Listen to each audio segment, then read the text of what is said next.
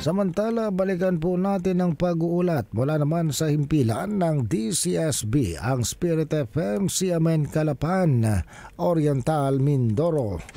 CMN Live Nation. Junard Acapulco, magandang araw sa iyo. Magandang araw Sir Ariel, magandang araw Pilipinas. Dalawang drug personalities ang inaresto ng PIDEA Oriental Mindoro Provincial Office kasama ang Nauhan Municipal Drug Enforcement Unit, PNP-PDEO Oriental Mindoro at National Bureau of Investigation Mimaropa sa isinagawang bypass operation sa Barangay Santiago, Nauhan Oriental Mindoro kahapon lamang ika-17 ng Pebrero taong kasalukuyan. Kinilala ng mga otoridad ang dalawang naarestong personalidad na sina alias Lapad, 48 anyos, mahingisda at driver at residente ng Barangay Kalinisan, Nauhan Oriental Mindoro at isang alias Hapon, 38 anyos, driver at residente ng Barangay Santiago, Nauhan Oriental Mindoro. Sa operasyon, nabili mula sa mga sospek ang isang pirasong heat-sealed transparent plastic sachet na naglalaman ng hinihinalang shabu na nagkakahalaga ng 500 piso.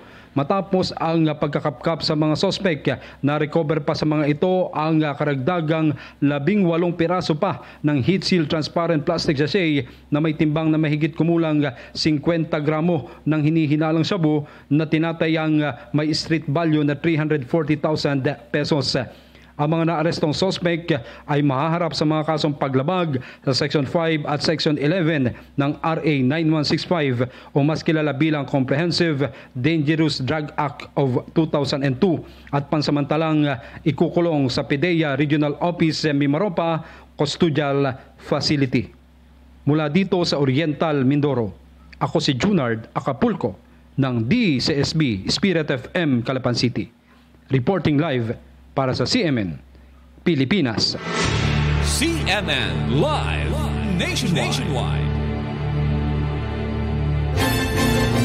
Maraming salamat, Junard Acapulco, mula po naman sa Spirit FM CMN Calapan, Oriental, Mindoro.